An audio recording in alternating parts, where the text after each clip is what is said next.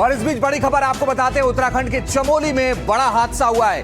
दो लोगों ट्रेनों की आपस में टक्कर हो गई और इस हादसे में कई मजदूर घायल हुए हैं। घायलों को अस्पताल पहुंचाया गया है। निर्माणाधीन टीएचडीसी जल विद्युत परियोजना की टीबीएम साइट पर यह हादसा हुआ है। तस्वीरें भी आपको उस वक्त दिखा रहे हैं जब यह हादसा हुआ। उसके बाद तुरंत एक्शन लेते हुए जो तमाम मजदूर घायल थे उन्हें निजी अस्पताल में भर्ती करवाया गया है। तो बता दें आपको, दो लोको ट्रेन जिनकी आपस में टक्कर हो गई, वहीं जो लोग वहां पर मौजूद थे, जो मजदूर इस साइट पर काम कर रहे थे, बड़ी संख्या में वो मजदूर घायल हो गए हैं।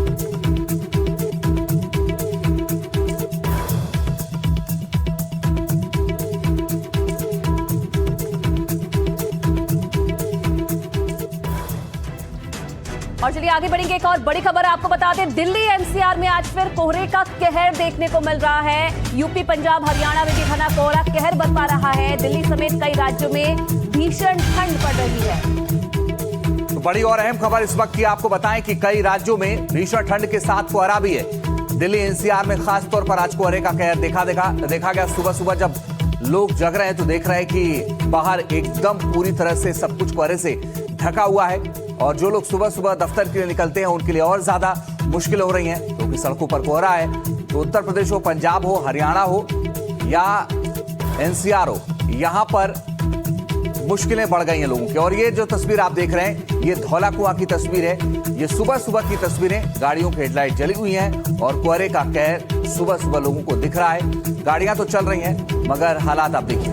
बिल्कुल, तो अक्षरधाम में भी कुछ ऐसा ही नजारा देखने को मिला। आप देखिए, कोहरे की चादर देखने को मिली और खास तौर पर जो वाहन चालक है उन्हें परेशानी का सामना करना पड़ा है और इसीलिए प्रशासन भी लोगों से अपील कर रहा है कि सावधानी बरतें अगर अपने घरों से बाहर निकल रहे हैं तो।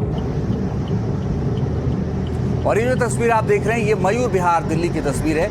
यहाँ भी कमोबेश यही हालात हैं जो बाकी अन्य जगहों के हैं दिल्ली में।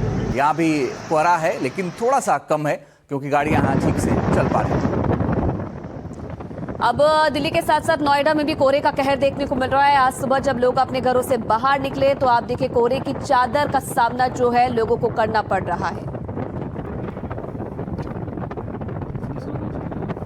और अलग अलग तस्वीरें आप देखिए, द्वारका दिल्ली की तस्वीर आपके सामने है, इसके अलावा फरीदाबाद की तस्वीर आपके सामने है। अलग अलग जो तस्वीरें हैं उसमें साब लखनऊ की तस्वीर आपके सामने है, यूपी की ग्वालियर की तस्वीर आपके सामने है। अलग अलग जगहों की तस्वीरें बताती हैं कि कैसे कोहरे ने मुश्किलें बढ़ाई हैं लोगों की। अब ये 10 तस्वीरें हैं आपके सामने। दिल्ली एनसीआर समेत अलग अलग राज्यों में किस तरीके से ठंड जो है कहर बरपा रही है और इसी कोहरे पर हमारी सहयोगी स्नेहा ने नोएडा से एक रिपोर्ट भेजी है, वो आपको दिखाते हैं। हम मौजूद है नोएडा के सेक्टर 129 में। ठंड इतनी ज़्यादा बढ़ गई है कि कुछ दिख नहीं रहा है। आप देख सकते हैं किस तरीके से कोहरा यहाँ पर छाया हुआ है, हमें कुछ भी दिखाई नहीं, यानी कि अभी विजिबिलिटी के नाम पर जीरो विजिबिलिटी हुई पड़ी है। और अगर हम तापमान की बात करें तो तापमान फिलहाल 8 डिग्री सेल्सियस है। लोगों को सुबह में आने जाने में काफ़ी दिक्कतों का सामना करना पड़ रहा है। अभी हमारे साथ एक रैपिडो वाले भैया है, उनसे हम बातचीत करेंगे। तो भैया आपका नाम क्या है? जीतू। तो जीतू जी, ये बताइए कि आपको किस तरीकों का मतलब क्या परेशानी झेलनी पड़ती है? बहुत ज़्यादा अंधेरा है, कोहरा, बहुत ज़्यादा ठंड है, आने जाने में बहुत दिक्कत हो रही है। जी। तो ये आपने सुना किस तरीके से रैपिडो ड्राइवर वालों को भी काफ़ी दिक्कतों का सामना करना पड़ता है। इसी के साथ मैं स्नेहा सिंह, कैमरामैन रोशन के साथ। और आइए अब आपको बताते हैं कि किस राज्य में, किस शहर में कितना तापमान है जिससे लोगों की मुश्किलें बढ़ी हुई हैं। आप ये देखिए कि अमृतसर अगर हम बात करें, लुधियाना की, तो 4 डिग्री तापमान दर्ज किया गया। इसके अलावा हरियाणा के नारनौल, हिसार में 3.5 डिग्री के आसपास दर्ज किया गया। दिल्ली एनसीआर में जो तापमान रहा वो 7 डिग्री के आसपास रहा।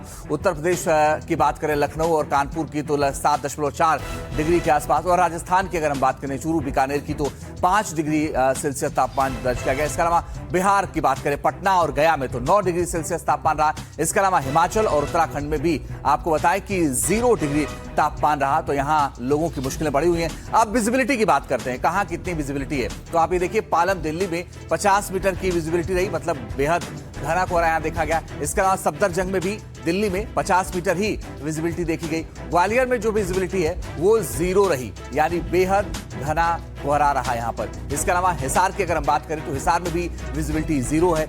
इसके अलावा अंबाला की बात करें तो यहाँ भी विजिबिलिटी 0 है, यानी बेहद घना कोहरा। चंडीगढ़ में भी विजिबिलिटी 0 है, यहाँ भी बेहद घना कोहरा है। जम्मू की अगर हम बात करें तो जम्मू में भी जो विजिबिलिटी है वो 0 डिग्री है। इसके अलावा देहरादून की बात करें तो यहाँ भी विजिबिलिटी 0 है। इसके साथ ही आगरा में भी, उत्तर प्रदेश के आगरा में भी विजिबिलिटी 0 है, बेहद घना कोहरा है। पठानकोट की अगर हम बात करें तो पठानकोट में भी विजिबिलिटी 0 है। इसके अलावा यहाँ भी बेहद घना कोहरा है। तो ये स्थिति है फिलहाल, और इस स्थिति के बीच चूंकि तापमान में गिरावट आई है इसलिए ठंड भी ज्यादा बढ़ी हुई है।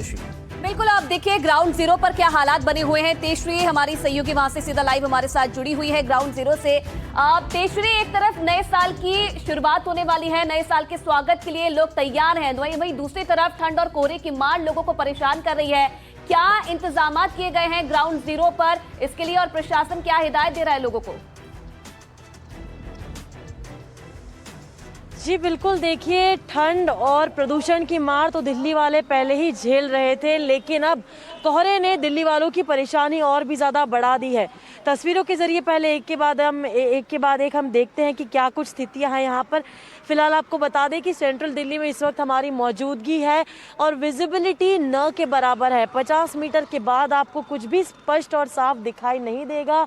कल भी एयरपोर्ट के आसपास इसी तरह के हालात थे, जिसके कारण रेड अलर्ट भी इशू किया गया था। आज भी स्थिति कुछ इसी तरह से नज़र आ रही है। गाड़ियों की हलचल भी आप सड़कों पर बेहद धीमी और कम देखेंगे, क्योंकि जिस तरह से हालात हैं, जाहिर सी बात है कि जो लोग हैं जो इस वक्त ऑफिस दफ्तर जाने के लिए बाहर निकलते हैं, उनके लिए भी काफ़ी बड़ी समस्या है। ये धीमी स्पीड में निकल रहे हैं, धीमी गति से यहाँ पर गाड़ी चलाना पड़ रही है। हालांकि हर साल की समस्या है। प्रदूषण की यदि हम बात करें तो जाहिर सी बात है, AQI जो है वो 400 से ऊपर तो है ही, और प्रदूषण के साथ साथ पारा भी गिरता ही जा रहा है। यानी कि दिल्ली वालों को पहले तो ठंड, उसके बाद प्रदूषण और उसके बाद अब कोहरा, ये तीनों की मार अब झेलनी पड़ रही है। बात यदि हम करें कि इंतजाम क्या किए गए हैं, तो प्रदूषण के लिए इंतजाम कुछ खास हमें हर साल नजर नहीं आते हैं। इसी तरह से हम मास्क पहनते हैं, हर साल रिपोर्टिंग करते हैं, और इसी तरह से दिल्ली दमघोटू होती जाती है, क्योंकि समस्या का समाधान ग्राउंड जीरो पर नजर नहीं आता है। कई सारे प्रयास किए जाते हैं, लेकिन सवाल यही रहता है कि वो प्रयास आखिर आपको ग्राउंड जीरो पर क्यों नहीं नजर आते हैं, क्यों इसी तरह से हर साल प्रदूषण की मार दिल्ली वालों को झेलनी पड़ती है। तो फिलहाल इस वक्त यदि हम कोहरे की भी बात करें तो कोहरा तो घना छाया ही हुआ है, फिर चाहे वो नोएडा हो या दिल्ली हो। और इंडियन मेट्रोलॉजिकल डिपार्टमेंट ने यह भी कहा है कि आगे आने वाले समय में स्थिति इसी तरह से रहने वाली है। चलिए, आप नजर बना के रखिएगा तेजश्री, आगे लगातार आपसे अपडेट लेते रहेंगे। और फिलहाल आपको बताएं कि देश भर में ठंड का सितम अपने चरम पर है। पहाड़ों पर बर्फबारी का सिलसिला अभी भी जारी है। कश्मीर और मनाली में बर्फबारी से सैलानी बेहद खुश हैं। नए साल पर सैलानियों का पैसा वसूल हो गया है। तो एक तरफ आप देखिए जहां पर मैदानी इलाकों में कोहरा लोगों को परेशान कर रहा है, तो वहीं दूसरी तरफ पहाड़ों में हो रही बर्फबारी से सैलानी जो है मंत्रमुग्ध जो है नजर आ रहे हैं, क्योंकि नए साल की छुट्टियां मनाने के लिए जो लोग हैं वो पहाड़ों की तरफ रुख कर रहे हैं, और लोगों के चेहरे जो हैं वो खिले हुए नजर आ रहे हैं, क्योंकि जमकर बर्फबारी हो रही है। यानी कि जो सैलानी है उनका पैसा वसूल इस वक्त नजर आ रहा है। तस्वीरें भी हम आपको देख रहे हैं। आप देखिए जमकर बर्फबारी हो रही है, चाहे जम्मू कश्मीर की बात की जाए, हिमाचल, उत्तराखंड, जहां के पहाड़ इस वक्त सफेद चादर से ढके हुए नजर आ रहे हैं। अब न सिर्फ देश में बल्कि विदेशों में भी जो ठंड है वो अपना कहर बरपा रही है। अमेरिका की बात करें तो वहां पर भीषण ठंड पड़ रही है। बर्फबारी की तस्वीर सामने आई है। न्यूयॉर्क की तस्वीर आपको दिखाएंगे, जहां पर आप देखेंगे कि न सिर्फ भारत में बल्कि विदेशों में भी जो ठंड है वो लोगों को परेशान कर रही है। और यही तस्वीर आप न्यूयॉर्क की देख रहे हैं। न्यूयॉर्क में भी ठंड ने लोगों को परेशान कर दिया है और बर्फबारी हुई है। सड़कों पर देखिए बर्फबारी हुई है और बर्फबारी की वजह से लोगों की मुश्किलें बढ़ गई हैं। ये देखिए दो अलग अलग तस्वीरों के जरिए भी हम आपको दिखा रहे हैं। अमेरिका के न्यूयॉर्क की तस्वीर, विदेशों में हालात क्या हैं, खास तौर पर अमेरिका के न्यूयॉर्क में। ये आप देखिए ठंड जबरदस्त है, और इस ठंड के बीच जब बर्फबारी भी हो जाए तो फिर लोगों की मुश्किलें और बढ़ जाती हैं। और वही फिलहाल लोगों के सामने हो भी रहा है कि अमेरिका में ठंड ने लोगों को परेशान कर दिया है।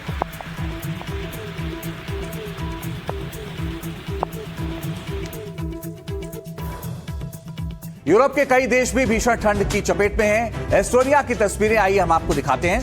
बर्फबारी ने लोगों की यहां भी मुश्किलें बढ़ा दी हैं। बिल्कुल, तो न सिर्फ अमेरिका बल्कि यूरोप के भी कई देश इस वक्त ठंड की चपेट में हैं। तस्वीरें आप देखिए तस्वीर है यूरोप के एस्टोनिया की, जहां पर लगातार बर्फबारी हो रही है और बर्फबारी के बीच अपने घरों से बाहर निकलते लोग अब देखिए ठंड का सामना उन्हें करना पड़ रहा है और बर्फबारी ने जो स्थानीय लोग हैं उनकी मुश्किलें भी बढ़ा दी हैं। अब तस्वीरें आपको दिखाते हैं। आप देखिए यूएस की तस्वीर है जहां पर स्कीइंग का मजा लेते हुए जो लोग हैं वो नजर आ रहे हैं। एक तरफ तो कुछ लोगों की मुश्किलें जरूर बढ़ी हुई है, लेकिन स्कीइंग का मजा लेते हुए जो ये लोग हैं ये नजर आ रहे हैं। इस बार अच्छी बर्फबारी हुई है तो इसका आनंद लेते हुए जो लोग हैं वो दिख रहे हैं।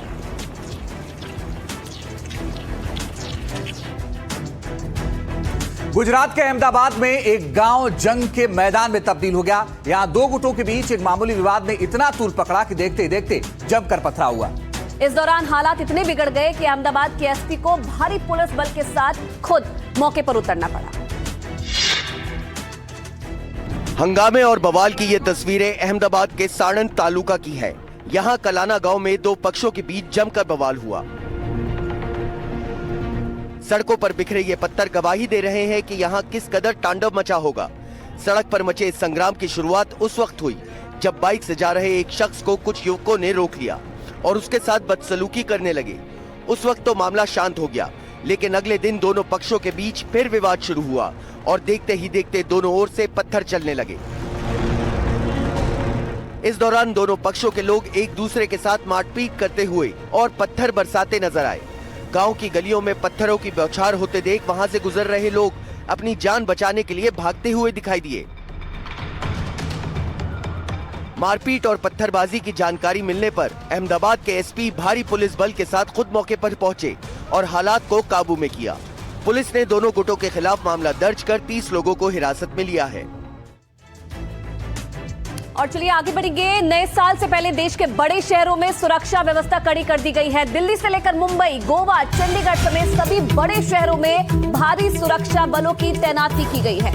पुलिस शहर शहर फ्लैग मार्च निकाल रही है तो वही वाहनों की भी सख्ती से चेकिंग हो रही है। राजधानी दिल्ली में शाम 7 बजे के बाद कनॉट प्लेस और इंडिया गेट के पर ट्रैफिक पाबंदियां लागू रहेंगी। तो वहीं मुंबई में न्यू ईयर पर 17,000 पुलिसकर्मियों की तैनाती की गई है। तो हर तरफ सुरक्षा बेहद चाक चौबंद है और खासतौर पर दिल्ली में आपको बताएं तो कनॉट प्लेस और इंडिया गेट पर थोड़े से बदलाव भी किए गए हैं। यहाँ पर ट्रैफिक पाबंदियां लागू रहेंगी। बिल्कुल, ये तमाम तस्वीरें अलग अलग शहरों की हम आपको दिखा रहे हैं। आप देखिए कैसे पुलिस अलर्ट पर है, चाहे वाहन चालक है, सभी की ट्रैकिंग की जा रही है। मेरठ, अजमेर, लखनऊ, गांधीनगर, ग्वालियर, वाराणसी की तस्वीरें आप देखिए।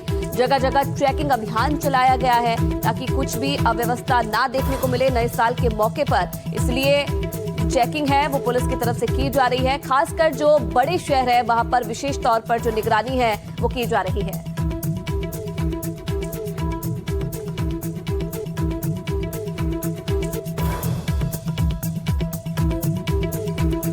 तो खास तौर पर दिल्ली में किस तरीके की सुरक्षा व्यवस्था रहेगी और क्या कुछ बेहतर तरीके से चले सब कुछ और इसको लेकर के क्या बदलाव हुए हैं ये आइए आप आते हैं। देखिए दिल्ली में कनॉट प्लेस और इंडिया गेट पर शाम 7 बजे से ट्रैफिक बैन रहेगा। मुख्य चौराहों से आगे एंट्री बैन रहेगी। मुंबई में 17,000 पुलिस वालों की तैनाती की गई है। आपको बताएं कि जिसमें 14,200 कांस्टेबल हैं, 2,790 पुलिस अधिकारी हैं, 61 सहायक पुलिस आयुक्त हैं, 38 पुलिस उपायुक्त हैं, 10 अतिरिक्त पुलिस आयुक्त हैं। भीड़ भाड़ वाले इलाकों में बम निरोधक दस्ते तैनात किए गए हैं। गोवा में भारी संख्या में सुरक्षा बलों की तैनाती की गई है। बम निरोधक दस्ते की भी तैनाती की गई है। तटीय सुरक्षा, इसके अलावा एटीएस की टीमें भी अलर्ट पर हैं। पार्टी हॉटस्पॉट पर खास निगरानी रखी जाएगी। इसके साथ ही आपको बताएं कि चंडीगढ़ में 1,000 पुलिसकर्मियों की तैनाती की गई है। 20 विशेष महिला दस्ते अलर्ट पर रहेंगे। पार्टी हॉटस्पॉट पर पुलिस की गश्त रहेगी। भोपाल की अगर हम बात करें तो चप्पे चप्पे पर पुलिस का पहरा है। वाहनों की स्पेशल जांच की जा रही है। जगह जगह बैरिकेटिंग है। ड्रंक एंड ड्राइव वालों के लिए स्पेशल वार्ड भी बनाया गया है। यानी अगर पकड़े गए गाड़ी चलाते हुए शराब पीकर तो फिलहाल बड़ी कार्रवाई होगी। लेकिन अगली बड़ी खबर क्या है आयुष बताइए। बिल्कुल, और अगली बड़ी खबर भी नए साल से जुड़ी हुई है। साल 2025 को बधाई देने और 2026 के स्वागत के लिए पूरा देश तैयार है, लेकिन इस जश्न के बीच सुरक्षा में कोई लापरवाही ना हो, इसके लिए कश्मीर से लेकर कन्याकुमारी तक पुलिस ने अभेद्य किला तैयार किया है। जम्मू के कटरा और बनिहाल में भी सुरक्षा बलों ने मोर्चा संभाल लिया है। कटरा में माता के दरबार में मत्था टेकने वाले श्रद्धालुओं की भारी भीड़ को देखते हुए पुलिस ने अतिरिक्त सुरक्षा बल बढ़ा दिया है। वहीं बनिहाल में हाईवे पर हर आने जाने वाली गाड़ी की बारीकी से जांच की जा रही है। जम्मू कश्मीर पुलिस और सुरक्षा बल किसी भी संदिग्ध गतिविधि को रोकने के लिए अलर्ट मोड पर नजर आ रहे हैं। तो जम्मू से लेकर कई और शहर हैं जम्मू कश्मीर के, जहां पर अभेद्य किला जो है तैयार कर दिया है सुरक्षा बलों ने, ताकि नए साल का जो स्वागत है वो अच्छे से हो और हुड़दंग ना मचे इस बीच। इसीलिए पैनी नजर रखी जा रही है, फ्लैग मार्च किया जा रहा है, ड्रोन कैमरे से नजर रखी जा रही है। दो अलग अलग तस्वीरें आपके सामने है। गुलमर्ग की तस्वीर आपके सामने, इसके साथ एक किश्तवाड़ की तस्वीर आपके सामने। सर्च ऑपरेशन चल रहा है और इस दौरान कड़ी निगरानी रखी जा रही है। देखिए किश्तवाड़ की आप तस्वीरें आप देख रहे हैं, क्योंकि नया साल अब 2 दिन दूर है, लेकिन इस मौके पर एक दिन बचा हुआ है। आज 31 दिसंबर है, तो सिर्फ एक दिन का वक्त बचा है, लेकिन इस मौके पर पुरानी साजिश पाकिस्तान और उसके पालतू आतंकी हमेशा भारत के खिलाफ रचते हैं। सर्दी का मौसम, भारी बर्फबारी का फायदा उठाकर या तो आतंकी छिप जाते हैं या फिर सीमा पार करने की कोशिश करते हैं। लेकिन इस बार सेना ने आतंक की सफाई के लिए इतना बड़ा ऑपरेशन चलाया है कि आतंक की कमर टूट गई है।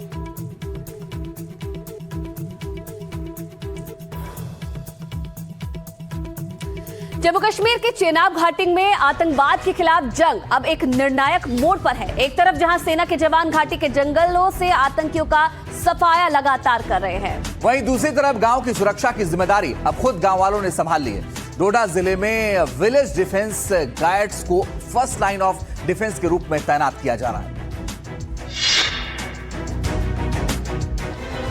जम्मू कश्मीर का डोडा जिला, जहां आतंकवाद के खिलाफ सुरक्षा की दीवार सिर्फ सुरक्षा बलों तक सीमित नहीं है, बल्कि डोडा चंबा बॉर्डर के 17 गांवों के लोग भी अब खुद हथियार उठा चुके हैं। ये है विलेज डिफेंस गार्ड्स, जिन्हें सेना की तरफ से युद्ध स्तर पर ट्रेनिंग दी जा रही है। करीब 150 वॉलंटियर्स को ऑटोमेटिक राइफल चलाने, बंकर बनाने और दुश्मन के अचानक हमले को नाकाम करने की बारीकियां सिखाई जा रही हैं। खास बात यह है कि इसमें महिला वॉलंटियर्स भी बढ़ चढ़कर हिस्सा ले रही हैं। सालों से ये गांव वाले पुरानी .303 राइफल के भरोसे थे, लेकिन अब गृह मंत्रालय के फैसले के बाद इन्हें सेल्फ लोडिंग राइफल यानी SLR दी गई है। आधुनिक हथियारों ने इन ग्रामीणों का हौसला दुगना कर दिया है। डोडा में आतंकियों के खिलाफ विलेज डिफेंस गार्ड्स तैयार करना सेना की एक मल्टी लेयर रणनीति है, जिसका मकसद आतंकियों का सपोर्ट बेस खत्म करना है। डोडा का ये जाबाज नागरिक अब केवल गाँव वाले नहीं, बल्कि सरहद के वो प्रहरी है जो आतंक के खिलाफ इस जंग में सेना की सबसे बड़ी ताकत बनकर उभरे हैं।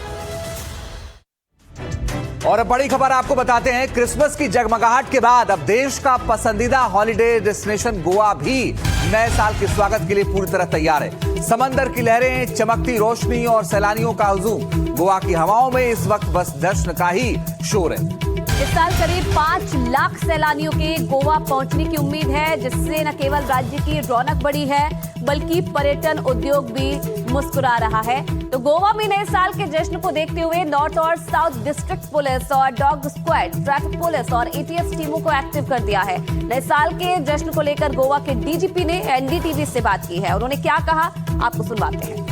ब्रीफली क्या आप एक्सप्लेन कर सकते हैं कि किस तरीके के डिसीजंस लिए गए हैं मीटिंग में CM साहब के साथ? अभी जो ये मीटिंग है वो तो गवर्नमेंट लेवल की मीटिंग है, उसकी ब्रीफिंग गवर्नमेंट की तरफ से आएगी, पर जो नए साल की तैयारियां हैं उसमें गोवा पुलिस पूरी तरह से मुस्तैद है। और जैसा मैंने आपको बताया कि हमारे नॉर्थ डिस्ट्रिक्ट, साउथ डिस्ट्रिक्ट की जो पुलिस यूनिट्स हैं वो, इसके अलावा टूरिस्ट पुलिस, आपके dog squad, coastal security police, traffic police, इन तमाम को एक्स्ट्रा मैन पावर भी दिए गए हैं। विजिबिलिटी नाकेबंदी के थ्रू, पेट्रोलिंग के थ्रू बढ़ाई गई है। बॉम्ब डिस्पोजल स्क्वाड और एंटी टेररिस्ट स्क्वाड को भी तैनात किया गया है। और अभी जो हमारा अनुभव है, पिछले 10 दिनों में काफ़ी टूरिस्ट फुटफॉल रहा है गोवा के अंदर में, पर जितने भी टूरिस्ट स्पॉट्स हैं सब जगह अभी तक बिल्कुल ये इंसिडेंट फ्री एक सेलिब्रेशन चल रहा है। और हमें पूरी तरह से उम्मीद है कि कल तक भी लोगों के सहयोग से और जो पुलिस की विजिबिलिटी है उसके माध्यम से हम एक बिल्कुल ही इंसिडेंट फ्री सेलिब्रेशन इंश्योर कर पाएंगे। तो देखिए, नए साल के जश्न में अब बस कुछ ही घंटे बाकी हैं। दिल्ली से सटे नोएडा में जश्न के दौरान सुरक्षा में कोई सेंध ना लगे और हुड़दंगियों पर लगाम कसी जा सके, इसके लिए नोएडा पुलिस पूरी तरह से एक्शन मोड में है। शहर के मॉल से लेकर पब और बार तक चप्पे चप्पे पर खाकी का पहरा होगा। ज्वाइंट सीपी ने खुद टीम के साथ जीआईपी, गार्डन गैलेरिया और सेक्टर 18 जैसे व्यस्त इलाकों में सुरक्षा का जायजा लिया है।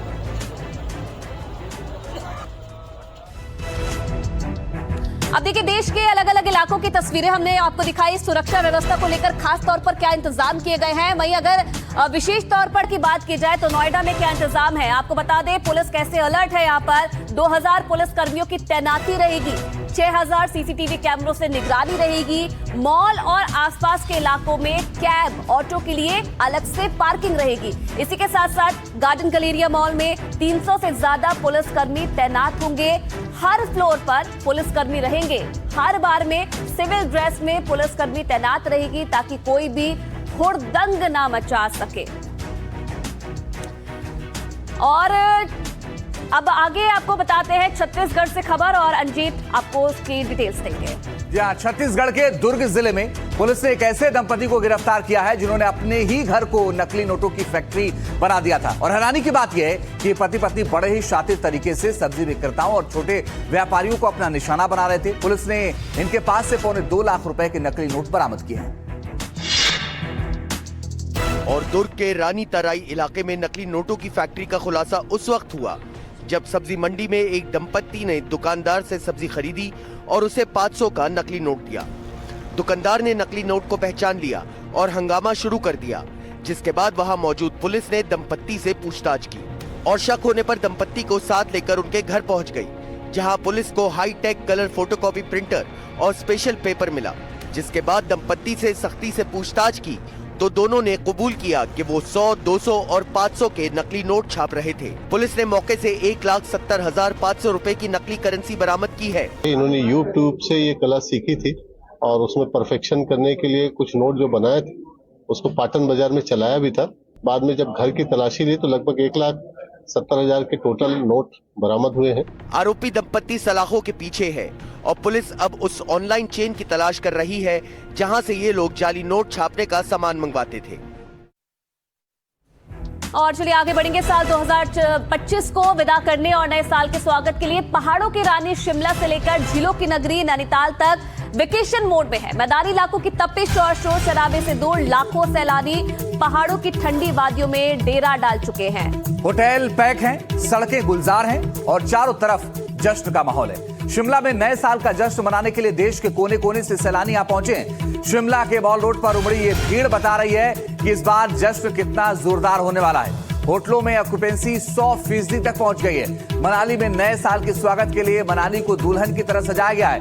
वहीं झीलों की नगरी नैनीताल भी नए साल के जश्न के लिए पूरी तरह से तैयार है। शाम ढलते ही नैनीताल रोशनी में नहा जाता है। मॉल रोड की जगमगाहट और झील में पड़ती लाइटों की परछाई सैलानियों को लुभा रही हैं। तो ये फिलहाल खासियत है और नैनीताल की, जहां पर लोग जश्न मनाने के लिए पहुंच चुके हैं और जबरदस्त भीड़ इस वक्त नैनीताल में देखी जा रही है। न सिर्फ नैनीताल बल्कि हिमाचल के भी कई शहरों में इस वक्त हालात ऐसे ही हैं जहां पर होटल्स, रिजॉर्ट सब कुछ जो है फुल हो चुकी है।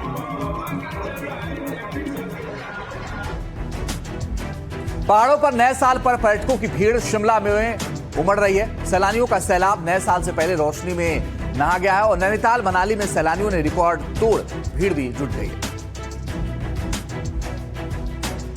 तो ये तमाम तस्वीरें और नए साल में जश्न किस तरीके से मनाया जा रहा है वो तमाम तस्वीरें अंजीत हमने अपने दर्शकों को दिखाई। अब आगे बढ़ते हुए राजस्थान के धौलपुर की बात कर लेते हैं। यहाँ पर नौकरी दिलाने के नाम पर 16 साल की नाबालिग से रेप का आरोपी आखिरकार पुलिस के हाथ में चढ़ गया, लेकिन आरोपी की गिरफ्तारी की कहानी किसी फिल्मी स्क्रिप्ट से कम नहीं है। पुलिस को चकमा देने के लिए आरोपी आरएससी का बर्खास्त जवान बुर्का पहनकर और लिपस्टिक लगाकर महिला के वेश में वृंदावन में छिपा था, जिसे धौलपुर पुलिस की स्पेशल टीम ने दबोच लिया। चेहरे पर बुर्का, होठों पर लिपस्टिक और चाल ढाल बिल्कुल महिलाओं जैसी। पहली नजर में कोई पहचान भी नहीं पाया कि बुर्के के पीछे छिपा ये शख्स धौलपुर का 10,000 का इनामी अपराधी राम भरोसी उर्फ राजेंद्र सिसोदिया है। नौकरी दिलाने के नाम पर 16 साल की नाबालिग से रेप का ये आरोपी इतना शातिर था कि गिरफ्तारी से बचने के लिए बार बार भेष बदलता था, लेकिन इस बार उसका बुर्का अवतार भी उसे पुलिस के शिकंजे से नहीं बचा पाया। पुलिस को रेप के आरोपी राजेंद्र सिसोदिया के वृंदावन में छिपे होने की जानकारी मिली थी, जिसके बाद धौलपुर पुलिस ने उसे जाल बिछाकर धर दबोचा। जिस वक्त आरोपी की गिरफ्तारी हुई वो बुर्का पहने था। पुलिस ने गिरफ्तारी के बाद बुर्के के भेष में ही रेपिस्ट आरोपी का बाजार में जुलूस निकाला। पुलिस जांच में आरोपी राजेंद्र सिसोदिया के आपराधिक इतिहास का खुलासा हुआ। उसे पॉक्सो के पुराने मामलों की वजह से ही आरएसी की नौकरी से बर्खास्त किया गया था। फिलहाल पुलिस ने आरोपी को गिरफ्तार कर आगे की कार्रवाई शुरू कर दी है।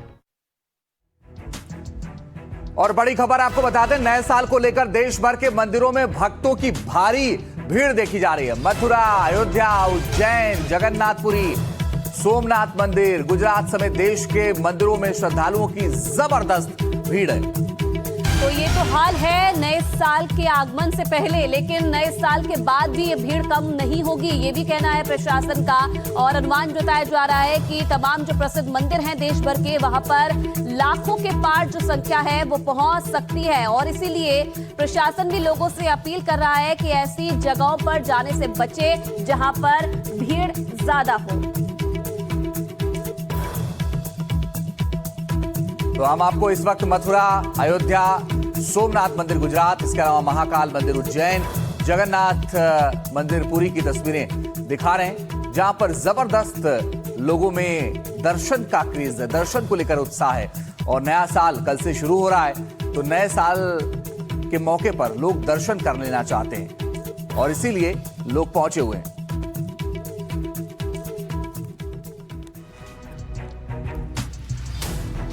और बांके बिहारी में भीड़ किस कदर है, ये आइए आपको बताते हैं। नए साल पर बांके बिहारी के दर्शन लोग करने पहुंच रहे हैं। मथुरा के बांके बिहारी मंदिर में श्रद्धालुओं की भारी भीड़ है। महाकुंभ जैसी भीड़ होने का दावा किया गया है। भीड़ की वजह से कई किलोमीटर तक जाम लग गया है। नए साल पर बड़ी संख्या में लोग बांके बिहारी के दर्शन के लिए जाते हैं। अब बांके बिहारी मंदिर प्रबंधन ने इसको लेकर एडवाइजरी जारी की है। नए साल पर 29 दिसंबर से 5 जनवरी तक यात्रा से परहेज करने को कहा गया है। बाहर से आने वाले श्रद्धालुओं से भीड़ का आकलन करने के लिए कहा गया है। संभव हो तो यात्रा से परहेज करने की एडवाइजरी जारी की गई है। अति आवश्यक होने पर ही यात्रा कार्यक्रम बनाने की सलाह दी गई है। मंदिर प्रशासन ने इसके साथ ही श्रद्धालुओं के लिए गाइडलाइन जारी की है। श्रद्धालु अपने साथ कोई बैग या कीमती सामान न लाएं। निर्धारित प्रवेश एवं निकास मार्ग का ही प्रयोग करें। यहाँ अनाउंसमेंट को ध्यानपूर्वक सुने और उसका पालन करें। जूता चप्पल पहनकर मंदिर की तरफ न आए। जेब कतरों, चैन कतरों और मोबाइल चोरों से सावधान रहें। परिवारजनों की जेब में पत्ता और फोन नंबर की पर्ची अवश्य रखें, ताकि बिछड़ने पर आपको सूचित किया जा सके। और आपको बताएं कि फोन नंबर के अलावा पता रखने की बात कही गई है पुलिस से।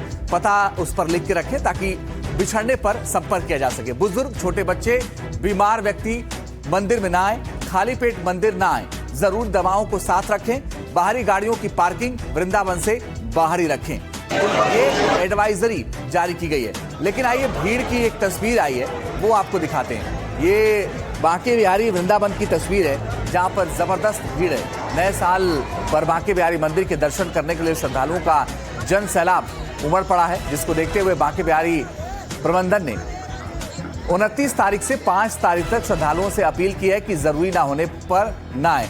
और ये देखिए बाबा विश्वनाथ की नगरी काशी की तस्वीर। बाबा विश्वनाथ के दर्शन करने के लिए कैसे लोग उमड़ पड़े हैं, उसकी भी तस्वीर आप देखिए। और ये तस्वीर आप देखिए, ये राम की नगरी अयोध्या की तस्वीर है। अयोध्या में तो भगवान राम के दर्शन के लिए लोग पहुंच रहे हैं। 31 दिसंबर का दिन आज और कल 1 तारीख, इसी के मद्देनजर जबरदस्त लोगों की आवाजाही है मंदिरों में, और उसकी तस्वीरें आप देख पा रहे हैं।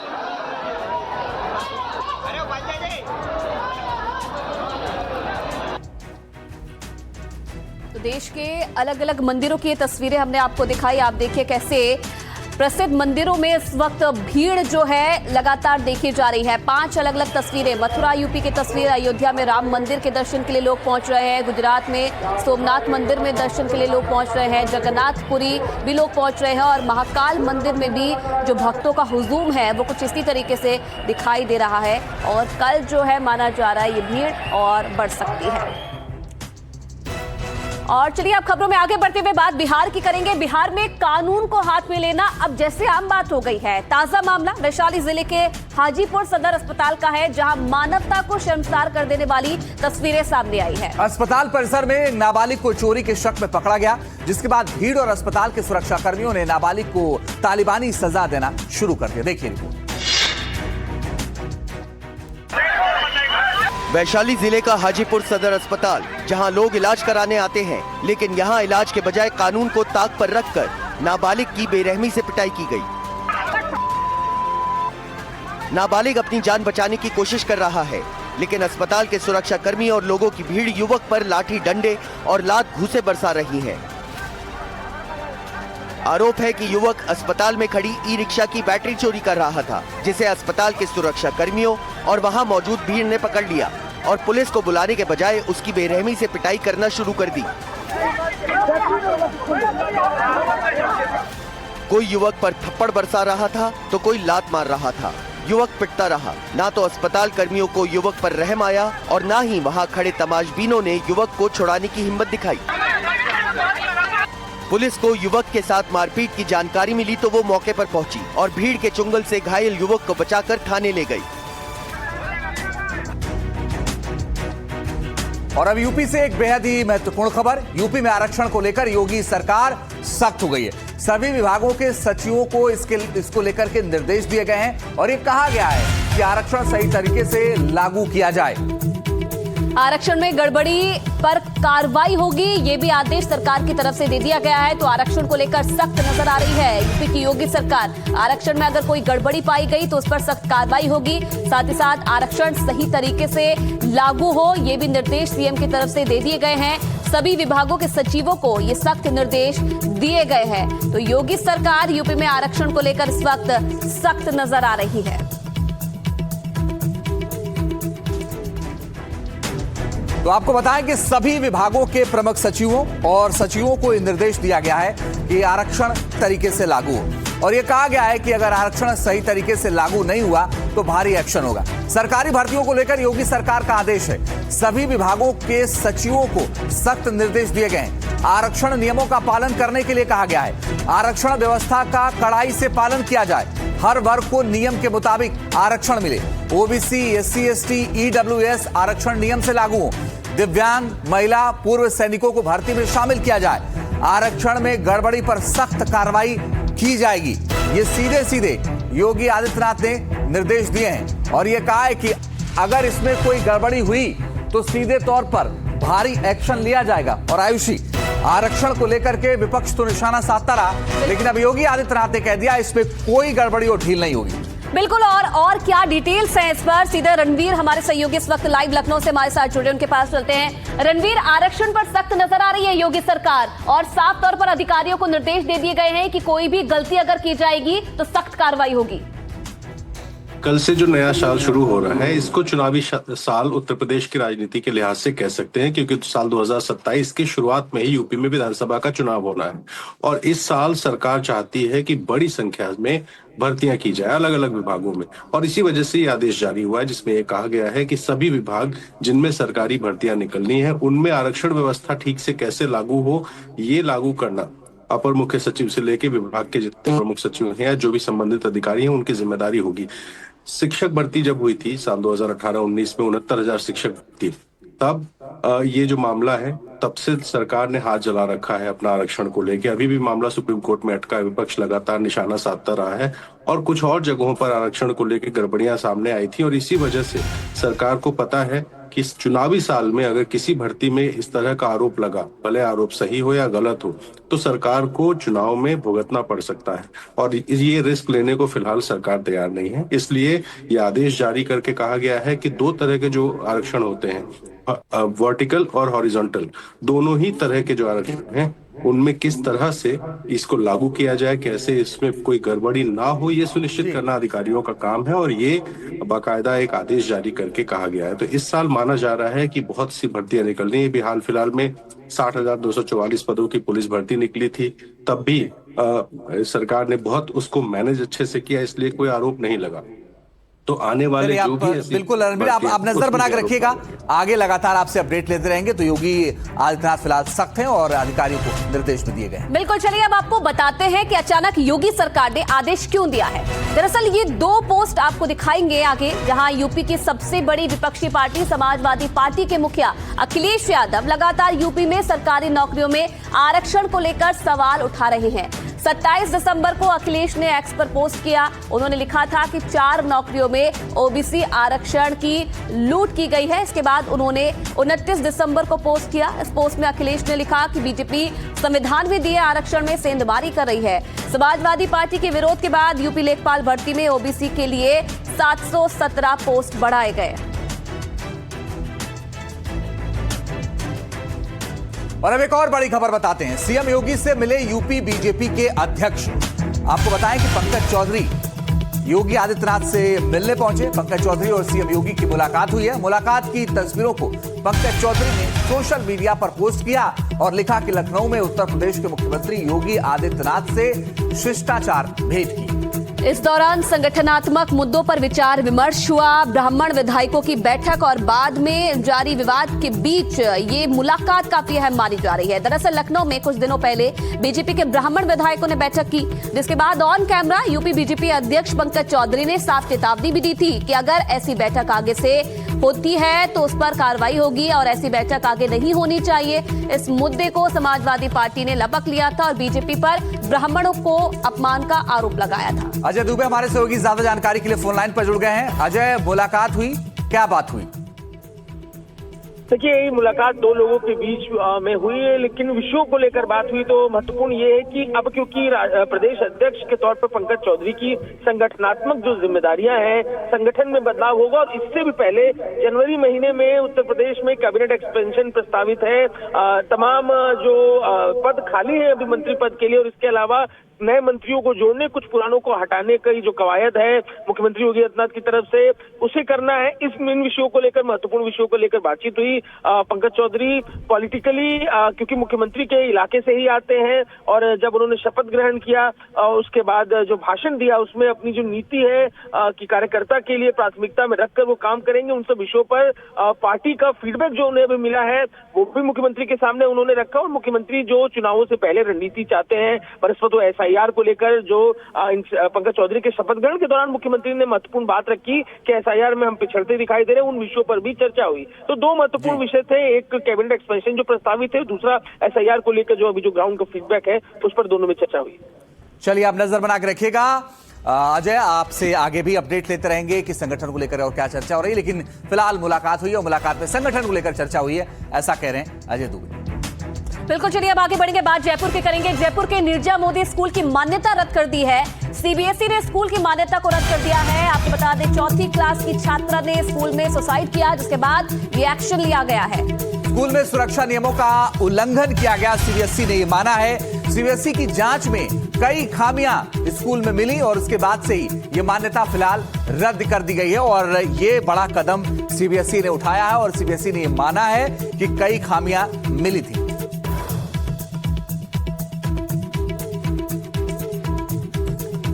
तो देखिए, जाना माना स्कूल है जयपुर का निर्जा मोदी, जिसमें ये पूरी कार्रवाई हुई है क्योंकि एक 4वीं क्लास की छात्रा ने स्कूल में मौजूद रहकर वहां पर सुसाइड कर लिया था। उसके बाद ये पूरा एक्शन देखने को मिला है। अब क्या क्या एक्शन हुआ है अमायरा सुसाइड केस में, वो भी आपको बता देते हैं। स्कूल पर एक्शन हुआ है। 1 नवंबर को जयपुर के निर्जा मोदी स्कूल में यह हादसा हुआ। 4वीं क्लास में पढ़ने वाली अमायरा 4वीं मंजिल से कूद गई थी। 4वीं मंजिल से छलांग लगाने के कारण बच्ची की मौके पर ही मौत हो गई। अमायरा के परिजनों ने स्कूल पर काफी गंभीर आरोप लगाए थे। वहीं सीबीएसई ने स्कूल को नोटिस भेजा, जांच कमेटी बनाई। जांच में स्कूल में सुरक्षा को लेकर कई खामियां मिली थी। सीबीएसई ने तत्काल प्रभाव से स्कूल की मान्यता को रद्द कर दिया। 4वीं मंजिल पर सुरक्षा नेट, गार्ड मौजूद नहीं थे। सीबीएसई ने स्कूल में बच्चों की सुरक्षा का ध्यान नहीं रखा गया, ये भी सीबीएसई ने अपनी जांच में कहा था। तो ये काफी बड़ा मामला था जिस पर लगातार सवाल उठ रहे थे कि आखिरकार इतना बड़ा स्कूल और सुरक्षा कुछ भी नहीं, कैसे एक 4वीं क्लास की लड़की 4वीं मंजिल पर पहुंच जाती है और छलांग लगा देती है, सुसाइड कर लेती है, और क्या स्कूल प्रबंधन उस वक्त कर रहा था, ये तमाम सवाल अंजीत उस वक्त उठे थे। बिल्कुल, और दीपक चावला ज्यादा जानकारी के लिए इस वक्त जयपुर से जुड़ रहे हैं। दीपक, ये बताइए कि क्या क्या खामियां और मिली सीबीएसई को, जिसके बाद ये एक्शन हुआ है। और बिल्कुल देखिए, इसकी पूरी स्कूल की जो मान्यता है वो रद्द कर दी गई है। हालांकि 10th और 12th की जो परीक्षा है वो बोर्ड की परीक्षा है, तो वो इसी स्कूल में होगी। बाकी की 9th और 11th जो क्लास के बच्चे उनको दूसरी स्कूल में शिफ्ट किया जाएगा और बाकी नर्सरी से लेके 8th तक का जो भविष्य है वो राज्य सरकार तय की जाएगी। तो यानी कि कहा जाए कि कठोर एक्शन जो है वो लिया गया है और बच्चे भी कहीं ना कहीं अब पैनिक में है कि उनका होगा क्या, होगा क्या। दरअसल ये पूरा जो मामला है वो 1 नवंबर का है, जब अमायरा ग्राउंड फ्लोर पर पढ़ती थी और अचानक से वो 4th फ्लोर पर चली गई। बड़ी बात है कि जो 4थे फ्लोर पर जा रही थी तो उसे रोकने के लिए कोई गार्ड नहीं था, ये गलती पाई गई। इसके अलावा जब वो छलांग लगा रही थी उसका सीसीटीवी भी आपने भी देखा होगा, तो वहां पर रेलिंग नहीं थी। ज्यादा ऊंची अगर रेलिंग होती तो शायद उसके हौसले पस्त हो जाते और हादसा रुक जाता, तो वहां पर रेलिंग नहीं थी। इसके साथ ही वहां पर नेट्स भी नहीं थे। अगर नेट भी स्ट्रॉन्ग लगे होते तो वो अगर गिरती हुई तो वो हादसा जो है वो रोका जा सकता। तो मोटा तौर पर यही जो 3 वजह है वो मानी गई पूरे हादसे की गंभीर। पहले इसको स्कूल को नोटिस दिया गया, फिर इससे जवाब मांगा गया, लेकिन स्कूल का किसी प्रकार का कोई ठोस जवाब नहीं आया, जिसके बाद अब सीबीएसई ने एक कठोर एक्शन लिया गया है। इसके साथ ही जो राजस्थान सरकार है उसकी भी कमेटी गठित है, तो माना जा सकता है कि उनका एक्शन जो है वो भी आएगा। इसके साथ ही ये भी पाया गया है कि जो बिल्डिंग है उसकी जितनी हाइट्स होनी चाहिए उससे ज़्यादा हाइट पे उन्होंने बना रखी है और वहाँ पर किसी प्रकार का कोई भी जो गार्ड वहाँ पर तैनात नहीं की गई। तो ये तमाम जो लापरवाही है वो देखने को मिली है। अगर इनमें से अगर रेलिंग होती या फिर नेट्स होते तो शायद अमायरा को बचाया जा सकता था या गार्ड भी वहाँ पर मौजूद थे। आप सोचिए कि 4th क्लास की बच्ची जो ग्राउंड फ्लोर में पढ़ती है उसके अचानक से दिमाग में आता है कि उसको सुसाइड करना है और वो चले जाती है 4थी मंजिल पर, वहाँ उसको रोकने वाला कोई नहीं होता। जबकि ऊपर जो क्लास है वो बड़े बच्चों की थी और वहाँ पर ना कोई पियोन था ना कोई गार्ड था, तो उन्होंने किसी ने नहीं रोका, जिसके बाद अमायरा ने 4थी मंजिल से कूदकर आत्महत्या कर ली। और नवंबर के बाद अब लगभग दिसंबर जो है वो एंड हो चुका है, लगभग 2 महीना तो लगा, लेकिन आखिरकार अब परिजनों को जो कहीं ना कहीं इंसाफ जो है वो मिला है। मान्यता रद्द कर दी गई है। हालांकि ये भी कहा गया है कि स्कूल चाहे तो दोबारा से अपनी मान्यता जो है वो अप्लाई कर सकते हैं, लेकिन 27-28 के जो कार्यकाल है उसमें अप्लाई करेंगे, तो माना जा सकता है कि कठोर एक्शन है। इसके अलावा ये बड़ी कार्रवाई हुई है और इस कार्रवाई के बाद जरूर ये भी उम्मीद है कि परिजनों जो उम्मीद कर रहे थे न्याय की वो भी उनको जरूर मिला होगा न्याय। बहुत धन्यवाद आपका तमाम जानकारी देने के लिए इस पूरी खबर पर। आगे बढ़ते हुए हम झारखंड की बात करेंगे। झारखंड के गिरिडीह से खबर है जहां मंगलवार को प्रशासन और बीजेपी कार्यकर्ता आमने सामने आ गए। यहां बीजेपी के प्रशासन के खिलाफ लाठीचार्ज हुआ। आरोप है कि प्रशासन ने पूर्व प्रधानमंत्री स्वर्गीय अटल बिहारी वाजपेयी के नाम पर बना गोलंबर तोड़ दिया। देखिए रिपोर्ट। गिरिडीह के केशवारी चौक पर अटल बिहारी वाजपेयी के नाम पर गोलंबर निर्माण को लेकर विवाद गहरा गया है, जहां बीजेपी कार्यकर्ताओं ने प्रशासन के खिलाफ लाठी मार्च निकाला और अधिकारियों पर मनमानी का आरोप लगाया। इस दौरान पुलिस और कार्यकर्ताओं के बीच तीखी नोकझोंक भी देखने को मिली।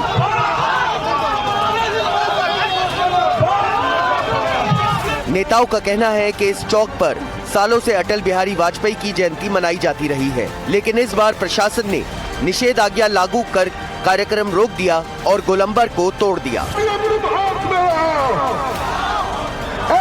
वहीं प्रशासन का पक्ष अलग है। अधिकारियों के मुताबिक बिना अनुमति बीच सड़क पर निर्माण कार्य किया जा रहा था, जिसे कानून व्यवस्था और दुर्घटना का खतरा था। इसी कारण निषेधाज्ञा लगाई गई। फिलहाल इलाके में स्थिति नियंत्रण में है, लेकिन राजनीतिक तनाव बरकरार है। अब देखना होगा कि इस विवाद पर प्रशासन और भाजपा कौन सा रास्ता निकालते हैं। तो आपने रिपोर्ट देखा और इसमें बीजेपी ने लाठी मार्च निकाला था, जिसके बाद प्रशासन से उनकी बहस भी हुई। फिलहाल झारखंड के बाद अब महाराष्ट्र की राजनीति का रुख करते हैं। महाराष्ट्र की राजनीति में इस वक्त चुनावी पारा 7वें आसमान पर है, लेकिन इस सियासी उठापटक के बीच कुछ ऐसी तस्वीरें सामने आ रही हैं जो हैरान कर देने वाली हैं। बिल्कुल, कहीं टिकट कटने पर परिवार फूट फूट कर रो रहा है तो कहीं दगाबाजी के आरोप लगाकर उम्मीदवार नेताओं के पैरों में गिर रहे हैं। राजनीति में हार जीत तो चलती रहती है, लेकिन जब अपनी ही पार्टी का भरोसा टूटता है तो सब्र का बांध भी टूट जाता है। सत्ता की इस दौड़ में उम्मीदवारी छिनने का दर्द कार्यकर्ताओं पर किस कदर भारी पड़ा, जलगांव के होटल रॉयल पैलेस के सामने इन तस्वीरों में साफ दिखाई दिया।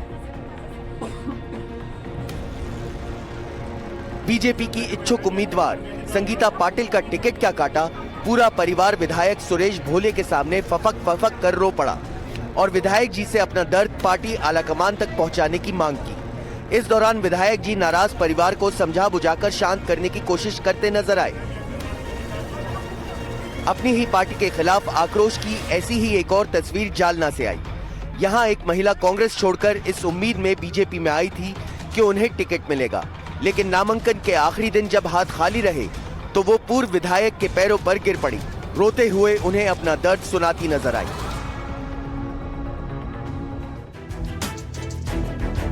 और चलिए आगे बढ़ते हुए बात पश्चिम बंगाल की। गृहमंत्री अमित शाह पश्चिम बंगाल के दौरे का आज तीसरा दिन है। शाह ने घुसपैठ वाले बयान पर ममता पर पलटवार किया है और ममता बनर्जी ने इस पर घेरा है। क्या सिर्फ पश्चिम बंगाल में घुसपैठ हो रहा है, ये पूछा है ममता बनर्जी ने। क्या कश्मीर में घुसपैठ नहीं होती है? गृहमंत्री अमित शाह ने आरोप लगाया था।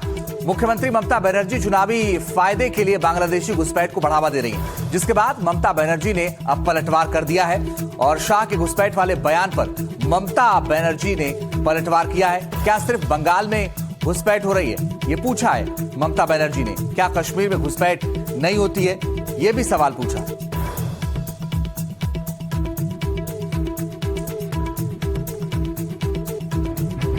तो देखिए आने वाले समय में पश्चिम बंगाल में चुनाव होने हैं और अमित शाह के दौरे का तीसरा दिन है। कल जमकर उन्होंने घेरा था ममता सरकार को और कई गंभीर आरोप भी लगाए थे, जिस पर बनर्जी ने भी पलटवार किया था। अब अमित शाह ने क्या क्या कहा था वो भी आपको बता देते हैं। बंगाल के हिंदुओं के दिल पर गंभीर घाव हो गया है। अब ममता सरकार के जाने का समय हो गया है। जनता भी चाहती है कि सांप्रदायिक सरकार को हटा दे। अब इसके जवाब में ममता बनर्जी जो पश्चिम बंगाल की सीएम है, उन्होंने क्या कहा।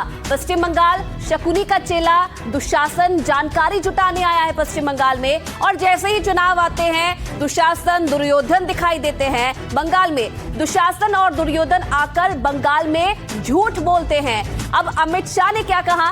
पश्चिम बंगाल की जनता घुसपैठियों से त्रस्त हो चुकी है। कोई सरकार घुसपैठियों की पनाहगार बन सकती है। ये बंगाल नहीं, पूरे देश की सुरक्षा का मामला है। ममता बॉर्डर पर फेंसिंग के लिए जगह नहीं दे रही है। घुसपैठियों पर कोई एक्शन क्यों नहीं लिया जाता है और बंगाल की तरह दूसरे राज्यों में घुसपैठ क्यों नहीं होती है, ये भी सवाल उठाया। घुसपैठ रोकने के लिए देशभक्त सरकार की जरूरत है। अब इस पर ममता बनर्जी ने क्या पलटवार किया। पश्चिम बंगाल घुसपैठिए सिर्फ बंगाल से ही आते हैं तो क्या पहलगाम में हमला आपने कराया? दिल्ली में जो घटना हुई उसके पीछे कौन था? जमीन नहीं देते तो कोयला कहां से निकालते? पेट्रापोल और अंडान में जमीन किसने दी, ये भी सवाल पूछा है ममता बनर्जी ने। अब अमित शाह ने और क्या कहा। बंगाल में भ्रष्टाचार अपने चरम पर है। कट भय भूख की सरकार है। 15 साल के शासन में लोग भयभीत हो चुके हैं। अब इस पर ममता बनर्जी ने पलटवार किया है कि बंगाल में शिष्टाचार है, इसलिए होटल्स में रुके हैं, घूम रहे हैं, खाना खा पा रहे हैं। आप यहाँ कदम भी नहीं रख पाते। आप भाग्यशाली हैं, हमने कुछ नहीं किया है। ये पलटवार ममता बनर्जी ने किया है। और क्या कुछ संबोधित करते हुए अमित शाह ने प्रेस कॉन्फ्रेंस में कहा, वो भी आपको सुनवा देते हैं। एक ऐसी मजबूत राष्ट्रीय ग्रिड बनाएंगे जो बंगाल से घुसपैठ को समाप्त कर देंगी। इंसान छोड़ दीजिए, परिंदा भी पैर नहीं मार पाए, इस प्रकार की एक मजबूत ग्रिड की रचना हम करेंगे। और न केवल घुसपैठ रोकेंगे, सारे घुसपैठियों को चुन चुन कर भारत के बाहर निकालने का काम भी भारतीय जनता पार्टी की बंगाल सरकार करेगी। बंगाल में एक दुशासन आ गया है।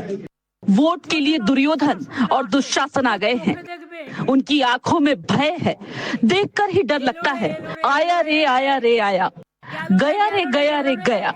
दुशासन बाबू आए हैं, शकुनी मामा का चेला। शकुनी मामार चेला। बंगाल जैसे गरीब राज्य के अंदर 27 करोड़, 20 करोड़, 15 करोड़ ये राशि मिल रही है, आपकी कोई अकाउंटेबिलिटी नहीं है। शोभन चैटर्जी आरोपी बनाए जाते हैं, कुणाल घोष 3 साल जेल में रहकर आते हैं, और आप कहती है कि भ्रष्टाचार नहीं हो गया, हो रहा है। आप आंख मूंद लिए ही हो भ्रष्टाचार के लिए, मगर बंगाल की जनता अपनी आंख बंद कर कर नहीं बैठी है। गरीब बंगाल की जनता के अधिकार का पैसा आपकी कैडर की भेंट चढ़ रहा है। ये लोग बोल रहे हैं कि घुसपैठियों को हटाएंगे, तो क्या आप दूध भात खा रहे थे या पिट्ठे खा रहे थे? वो भी तो आप नहीं खाते। आप लोगों को बंगाल का खाना अच्छा नहीं लगता। बंगाल में आप लोग जब आते हैं तो क्या खाते हैं? मुझे देखने का मन होता है। बंगाल की लड़कियों के हाथ का पकाया हुआ खाना कभी खाए हैं? जो बंगाल के खाने में है कहीं पर भी नहीं है। होटल से खाना मंगवाकर आदिवासियों के घर खाने का क्या मतलब? तार कोथाओ नहीं। तो देखिए, चुनाव है इसलिए सियासी बयानबाजी भी लगातार जारी है और तमाम ऐसी चीजें हैं निकलकर सामने आ रही है जो माना जा रहा है कि आने वाले समय में चुनाव में काफी बड़ा मुद्दा बन सकती है। तस्वीरें आपको दिखा रहे हैं। आप देखिए, ममता बनर्जी ने कोलकाता में दुर्गा आंगन का जो है उसकी नींव रखी है। माना जा रहा है जो है एक हिंदुत्व कार्ड जो है ममता बनर्जी की तरफ से खेलने की कोशिश की जा रही है, क्योंकि इससे पहले हुमायूं कबीर जो मस्जिद की नींव रख चुके हैं, उसके बाद अमित शाह दौरा करते हैं और वो भी ममता बनर्जी को घेरते हैं। अब ऐसा होगा दुर्गा आंगन, भव्य दिव्य दुर्गा आंगन, जिसका टीएमसी ने एक वीडियो जारी किया, एक झलक दिखाई कि इस तौर पर इसे बनाया जाएगा और इतना बड़ा ये दुर्गा आंगन बनाया जा रहा है। इसकी एक झलक जो है टीएमसी ने दिखाई है एक वीडियो जारी करके। इसमें आप देख सकते हैं भव्य तरीके से जो दुर्गा आंगन है उसे बनाया जा रहा है।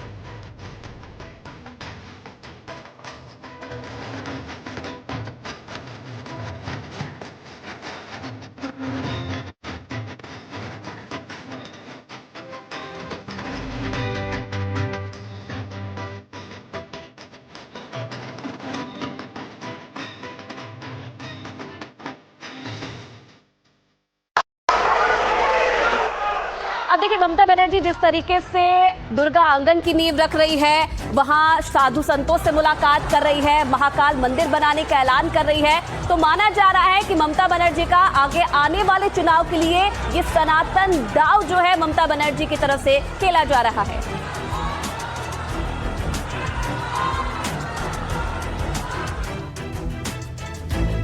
अब तस्वीर आपको एक और दिखाते हैं। आप देखिए, दीघा में जगन्नाथ धाम बन गया है, जिसका जिक्र खुद ममता बनर्जी ने किया था और इसी का उदाहरण देते हुए उन्होंने कहा था कि जैसे मैंने दीघा में जगन्नाथ धाम बनाया, वैसे आने वाले समय में बंगाल में महाकाल मंदिर बनाया जाएगा।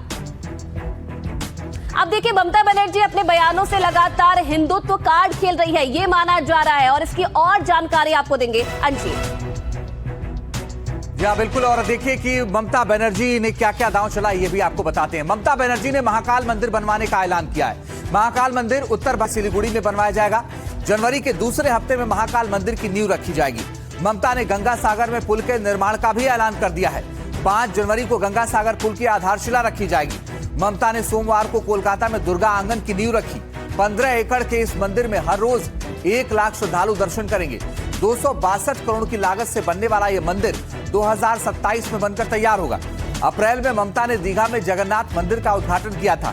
नया मंदिर ममता के हिंदुत्व कार्ड का नया दाव माना जा रहा है। सिलीगुड़ी में आदिवासी और गोरखा समुदाय बहुतायत में है। महाकाल गोरखा और उत्तर बंगाल के आदिवासियों के आराध्य हैं। मंदिर के जरिए ममता इन समुदायों की आस्था को छूना चाहती हैं और इसीलिए इन्होंने मंदिर बनवाने का ऐलान कर दिया है। और इससे जुड़ी एक और बड़ी खबर क्या है, आयुषी बताइए। बिल्कुल, और इसी बीच बड़ी खबर ये भी आ रही है कि टीएमसी प्रतिनिधिमंडल आज चुनाव आयोग से मुलाकात करने वाला है। सांसद अभिषेक बनर्जी इस प्रतिनिधिमंडल की अगुवाई करेंगे। आपको बता दें कि बंगाल में एसआईआर को लेकर दोनों ओर से लगातार हमले हो रहे हैं। टीएमसी चुनाव आयोग को घेरती आ रही है और इसलिए माना जा रहा है कि आज टीएमसी सांसदों का एक प्रतिनिधिमंडल चुनाव आयोग से मुलाकात करेगा और सांसद अभिषेक बनर्जी इस प्रतिनिधिमंडल की अगुवाई करेंगे। जब से एसआईआर का मुद्दा उठा है, सबसे ज्यादा पश्चिम बंगाल में इसका विरोध देखने को मिल रहा है, क्योंकि लगातार टीएमसी ये आरोप लगा रही है कि आने वाले चुनाव को एसआईआर के जरिए प्रभावित करने की कोशिश कर रहा है चुनाव आयोग।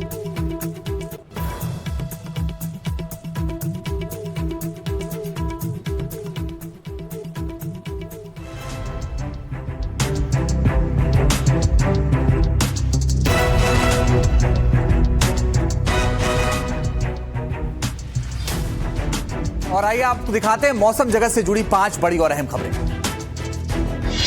पिछले कुछ दिनों में जम्मू कश्मीर और लद्दाख में ठंड काफी बढ़ गई है। तस्वीरें करगिल से आपको दिखाएंगे, जहां भारी बर्फबारी के बाद चारों तरफ बर्फ की सफेद चादर जम गई है। तापमान -8 डिग्री सेल्सियस तक पहुंच गया है। लगातार हो रही बर्फबारी के कारण सड़कें बंद हो गई है।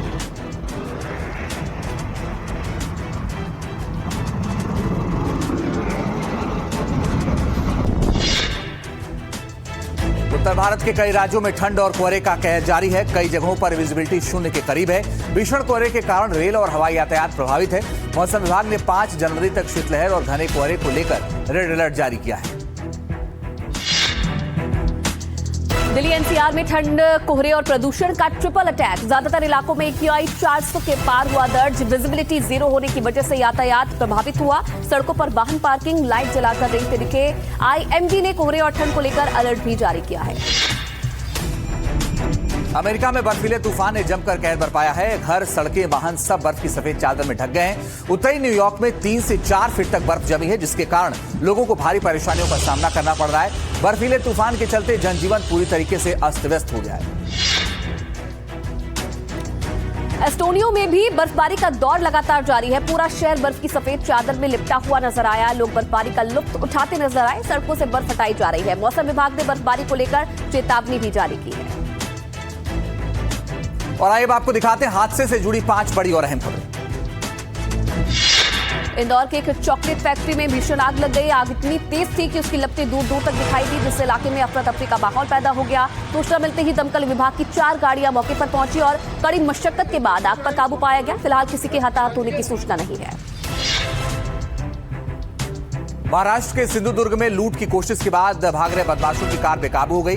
तेज रफ्तार कार ने सड़क किनारे खड़ी कई गाड़ियों और दुकानों को रौंद दिया, जिससे इलाके में हड़कंप मच गया। घटना की सूचना मिलते ही पुलिस मौके पर पहुंची और कार्रवाई करते हुए 6 आरोपियों को गिरफ्तार कर लिया है। पंजाब के अबोहर में एक NRI की गोली लगने से मौत हो गई। बताया जा रहा है कि वो सोफे से उठ रहे थे, तभी उसके कमर में टंगा हुआ लोडेड पिस्टल से अचानक गोली चल गई। गोली लगते ही उसे अस्पताल पहुंचाया गया, जहां डॉक्टर्स ने उसे मृत घोषित कर दिया। पुलिस ने मौके पर पहुंचकर पिस्टल जब्त कर ली है और मामले की जांच की जा रही है। नोएडा के सेक्टर 20 में तेज रफ्तार BMW का कहर देखने को मिला। यहां BMW कार ने साइकिल सवार को जोरदार टक्कर मार दी, जिससे साइकिल सवार की मौके पर ही मौत हो गई। सूचना पर पहुंची पुलिस ने घायल को अस्पताल पहुंचाया, जहां डॉक्टरों ने मृत घोषित कर दिया। BMW कार और चालक को हिरासत में लेकर पुलिस ने मुकदमा दर्ज कर लिया है और आगे की जांच भी शुरू कर दी है। उत्तराखंड के उधम सिंह नगर जिले के ट्रांजिट कैंप थाना क्षेत्र के शिमला बहादुर में सड़क किनारे बनी झोपड़ी में अचानक से आग लग गई। बनारस के एक दंपत्ति आग की चपेट में आ गए। इसमें बुजुर्ग के जलने से मौत हो गई, जबकि उनकी पत्नी झुलस गई है, जिसका इलाज चल रहा है। सूचना पर पहुंची पुलिस। राय का पौष एरिया में बदमाशों ने घर में घुसकर बुजुर्ग महिला का गला घोंटकर हत्या कर दी। वारदात के दौरान घर के नौकर को रस्सियों से बांधकर बंधक बना लिया गया। घटना के समय महिला घर में नौकर के साथ अकेली थी, जबकि पति अपनी छोटी बेटी समेत बड़ी बेटी के पास मस्कट गए हुए थे। यूपी के कानपुर से सनसनीखेज मामला सामने आया है। रेलवे ग्राउंड में झाड़ियों के बीच एक युवक का क्षत विक्षत शव मिला, जिसे देखकर हर कोई दंग रह गया। पुलिस ने मामले की जांच के लिए मुख्य आरोपी और उसके भतीजे को गिरफ्तार किया। जांच में पता चला कि हत्या महज 500 रुपए की उधारी के विवाद के कारण हुई। हरियाणा के कैथल जिले में सूटकेस में बंद एक महिला का शव पाया गया। सूचना मिलने पर पुलिस टीम मौके पर पहुंची और नाले से सूटकेस को बाहर निकालकर खोला गया। सूटकेस में 25 से 30 साल की युवती का शव था। पुलिस का अनुमान है कि हत्या गला दबाकर की गई और शव नाले में फेंका गया। आरोपी की जल्द गिरफ्तारी के लिए तलाश की जा रही है। बरेली के डेन कैफे में एक नर्सिंग छात्रा की बर्थडे पार्टी के दौरान जमकर हंगामा हुआ। बजरंग दल के लोगों ने लव जिहाद के नाम पर कैफे में घुसकर स्टाफ और युवाओं के साथ मारपीट और तोड़फोड़ की। पुलिस ने CCTV और वायरल वीडियो की मदद से मामले की जांच तेज कर दी है। अब तक 6 आरोपियों को गिरफ्तार किया गया, जिनमें से एक नाबालिग भी शामिल है। बिहार के हाजीपुर के सदर अस्पताल में उस वक्त अफरा तफरी मच गई जब एक गाड़ी की बैटरी चोरी करते एक युवक को लोगों ने रंगे हाथ पकड़ लिया। जमकर धुनाई कर दी। जो भी लोग इस युवक की पिटाई देख रहे थे, वे भी अपना हाथ साफ करते हुए दिखाई दिए। इस घटना का वीडियो सोशल मीडिया पर वायरल है। और अब बड़ी खबर बताते हैं। संभल में अतिक्रमण के खिलाफ एक्शन तेज हो गया है। आज 22 मकान मालिकों को नोटिस भेजेगा प्रशासन। कब्रिस्तान की जमीन पर मकान बनाने का आरोप है। अतिक्रमण कर जमीन पर मकान बनाने का आरोप है और अतिक्रमण पर बुलडोजर चल सकता है। कल प्रशासन ने कब्रिस्तान की जमीन की पैमाइश की थी और अब यह माना जा रहा है कि बड़ी कार्रवाई हो सकती है। प्रशासन आज नोटिस भेजेगा और आगे बुलडोजर कार्रवाई हो सकती है। कानून के मुताबिक सरकार कार्रवाई करने की बात कर रही है और संभल प्रशासन इसमें कार्रवाई कर रहा है। तो अतिक्रमण पर जल्द ही प्रशासन का बुलडोजर चल सकता है। नोटिस जारी कर दिए गए हैं तमाम लोगों को। 22 मकान मालिकों को जो नोटिस है वो भेज दिया गया है और जल्द इस अवैध अतिक्रमण को हटाने की बात जो है कही गई है, अगर नहीं हटाया गया तो इस पर बुलडोजर एक्शन भी आने वाले समय में देखने को मिलेगा।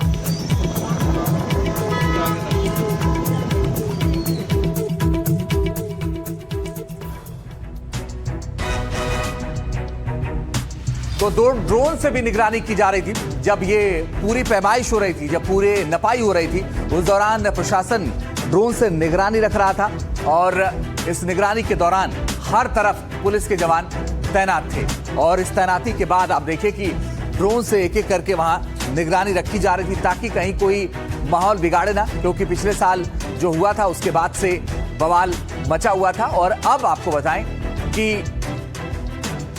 निगरानी रखी जा रही थी। ये संभल की वो तस्वीरें हैं जो कब्रिस्तान का ये पूरा इलाका जहां पर कल नपाई की गई और इस नपी में 25 के आसपास दुकानें जो हैं वो अवैध पाई गई हैं। 8 बीघा जमीन की पैमाइश कल की गई है।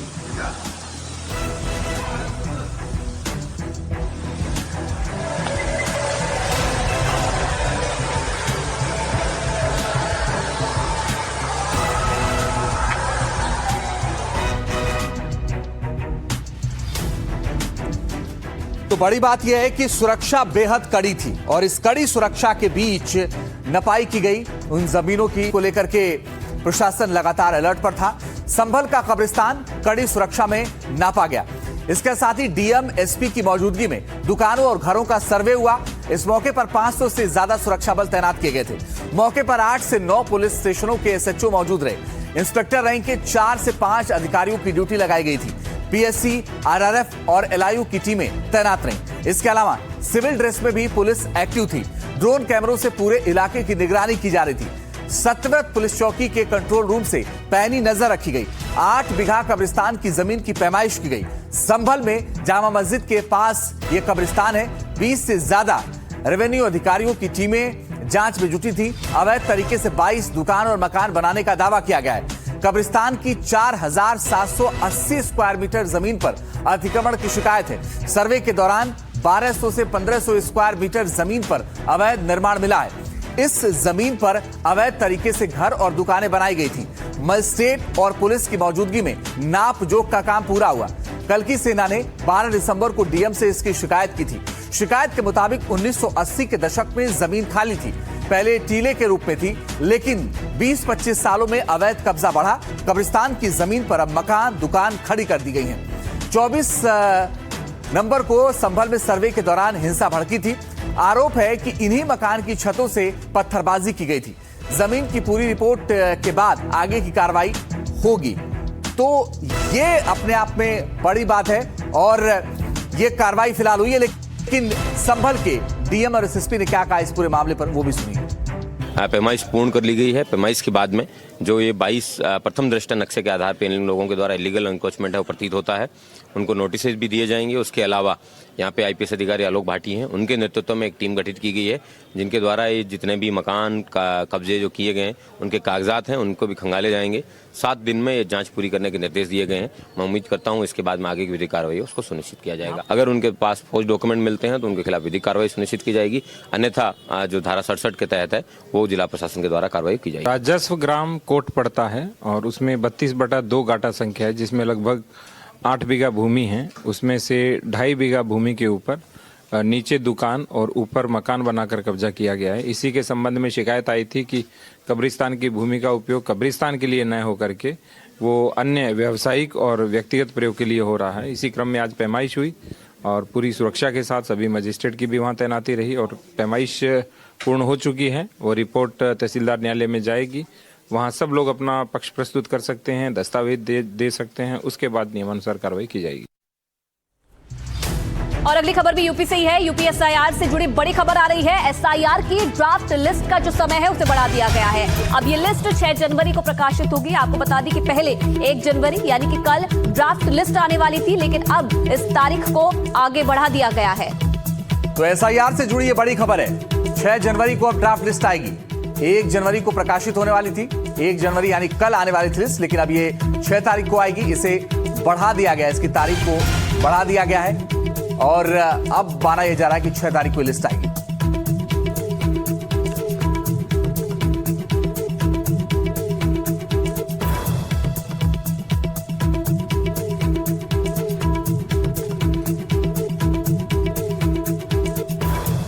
तो आइए आपको बताते हैं कि फाइनल ड्राफ्ट लिस्ट जो 6 तारीख को आएगी उसको लेकर के क्या और जानकारी आई है। आपको बताएं कि फाइनल ड्राफ्ट लिस्ट जो है वो 6 जनवरी को अब आएगी। 28 फरवरी 2026 को फाइनल लिस्ट दावे और आपत्तियों दाखिल करने का समय है। इसके अलावा 30 जनवरी 2026 तक यूपी में 2.89 करोड़ मतदाताओं का नाम काटा गया है। फिलहाल प्रदेश में कुल मतदाता 15 करोड़ 44 लाख हैं। 1.25 करोड़ वोटर्स परमानेंट शिफ्ट किए गए। 45.95 लाख वोटर्स की मौत हो गई है।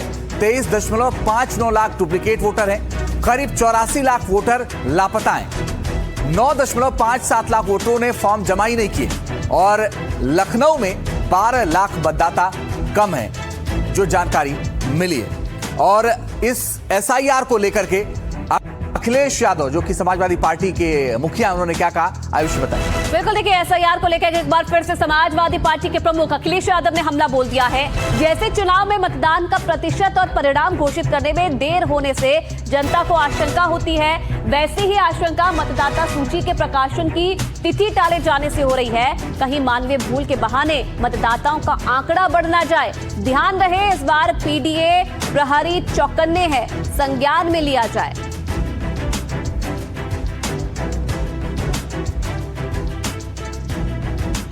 और इस बीच बड़ी खबर, इंदौर में दूषित पानी से 3 लोगों की मौत हो गई है। करीब 100 लोग अस्पताल में भर्ती हैं। बड़ी और अहम खबर मध्य प्रदेश के इंदौर से आ रही है, जहां पर दूषित पानी पीने से 3 लोगों की मौत हो गई है और करीब 100 लोग इस वक्त बीमार हैं और अस्पताल में भर्ती हैं। तो ये बड़ी जानकारी मिल रही है इंदौर से, जहां गंदा पानी, दूषित पानी, जिससे कई जो लोग हैं वो गंभीर रूप से बीमार हो गए हैं और 3 लोगों की मौत हो गई है। बताया जा रहा है कि 100 के करीब ऐसे लोग हैं जो इस वक्त अस्पताल में भर्ती हैं। मध्य प्रदेश के सीएम ने हादसे पर दुख जताया है। वहीं दूसरी तरफ ग्रामीण ये कह रहे हैं कि 4 महिलाओं समेत 5 लोगों की मौत हुई है, लेकिन जो शुरुआती दौर में ये जानकारी मिल रही है कि 3 लोगों की मौत है। अब ऑफिशियल स्टेटमेंट आने का इंतजार है, जिसके बाद पता चल पाएगा कि कितने लोगों की मौत हुई है। हालांकि जो पूरा मामला है उस पर अब मुख्यमंत्री है जो उन्होंने दुख जताया है और मामले में जांच की बात भी कही जा रही है और परिजनों को 2-2 लाख रुपए की मदद दी जाएगी। मृतकों के परिजनों को ये भी ऐलान कर दिया गया है। तो प्रशासन और ग्रामीणों का दावा इतर है। प्रशासन अब तक 3 लोगों की मौत बता रहा है, लेकिन ग्रामीण ये कह रहे हैं कि एक महिला समेत 5 लोगों की जान चली गई है।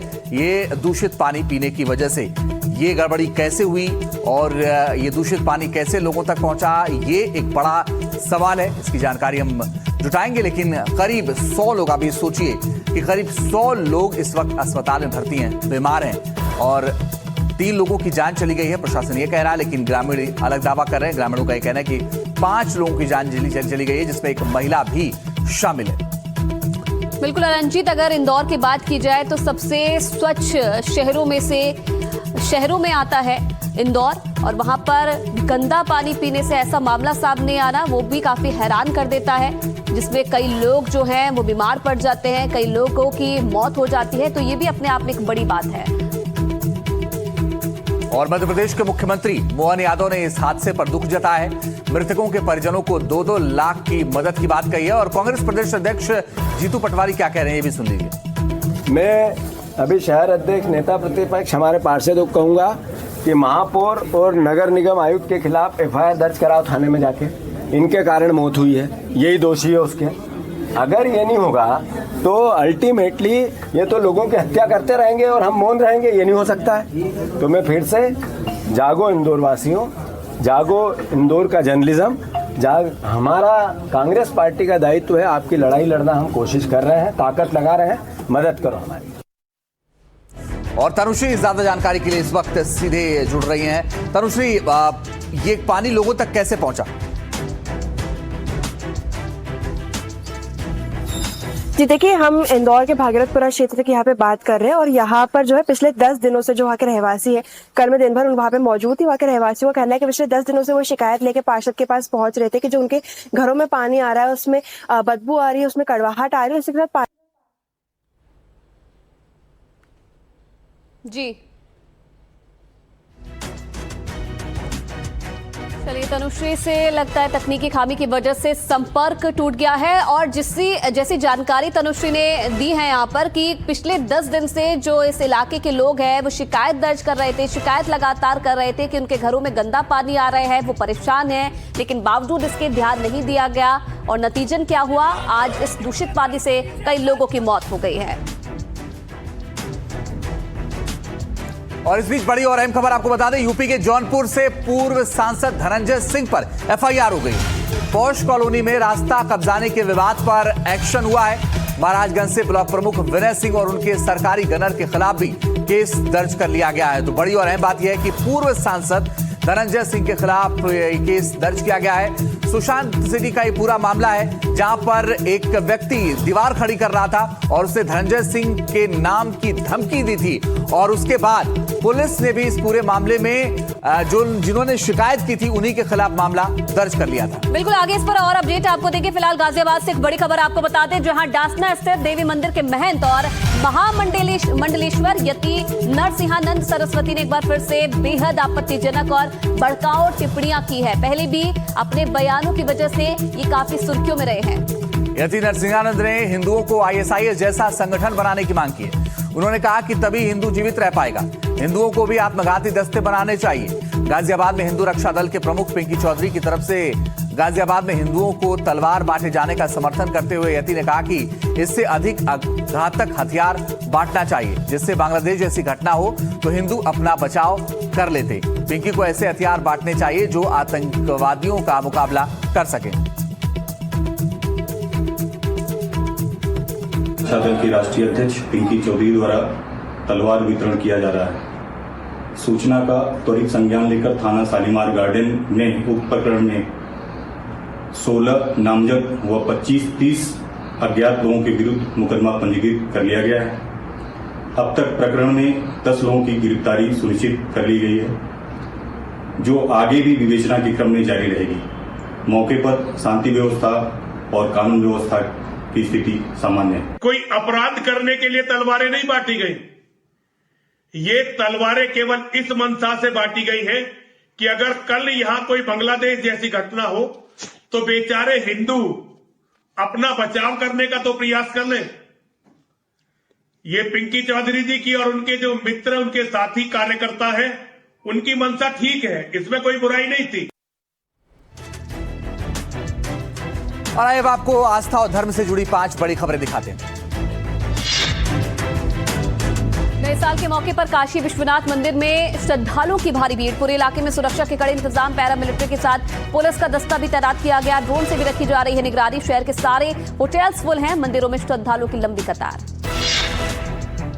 मथुरा के बांके बिहारी मंदिर में भी भक्तों का जनसैलाब उमड़ा। देश विदेश से बड़ी संख्या में लोग बांके बिहारी के दर्शन के लिए पहुंच रहे हैं। इसको लेकर प्रशासन ने सुरक्षा के पुख्ता इंतजाम किए हैं। भक्तों की जबरदस्त भीड़ को देखते हुए मंदिर प्रशासन ने 5 जनवरी तक वृंदावन न आने की अपील की है।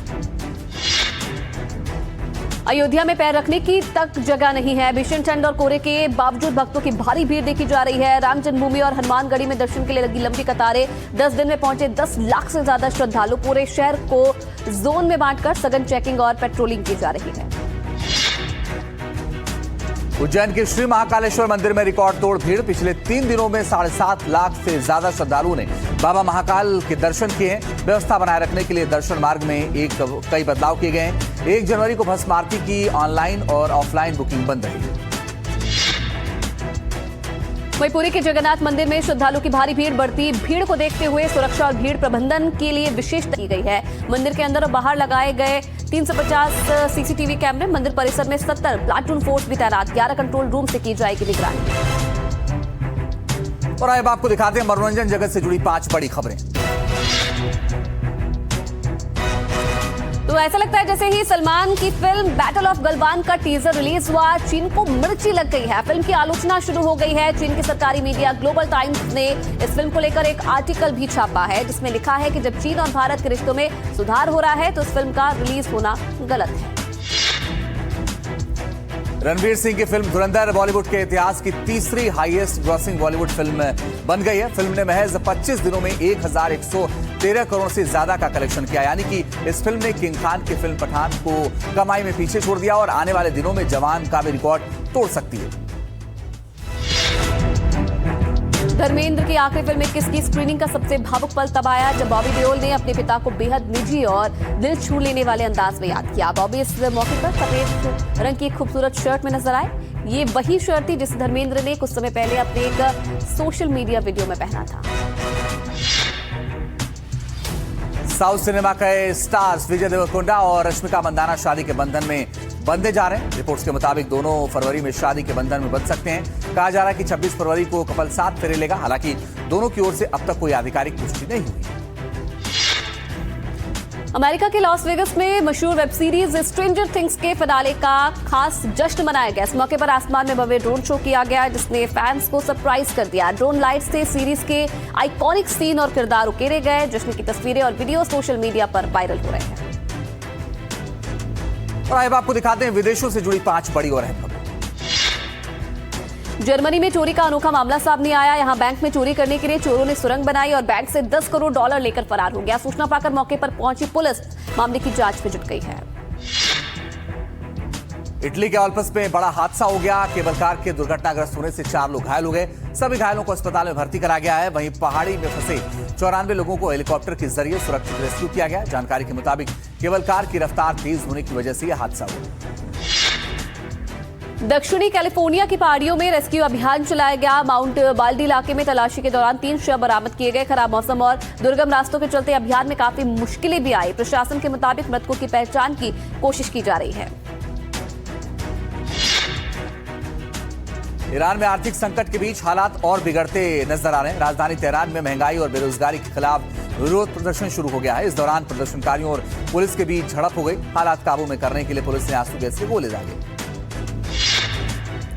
बोलीविया में फ्यूल सब्सिडी खत्म किए जाने के खिलाफ माइनर्स का विरोध उग्र हो गया है। राजधानी में प्रदर्शन के दौरान माइनर्स और पुलिस की झड़प हो गई। प्रदर्शनकारियों ने पुलिस पर डायनामाइट और पटाखे फेंके। हालात काबू में करने के लिए पुलिस ने आंसू गैस के गोले भी दागे।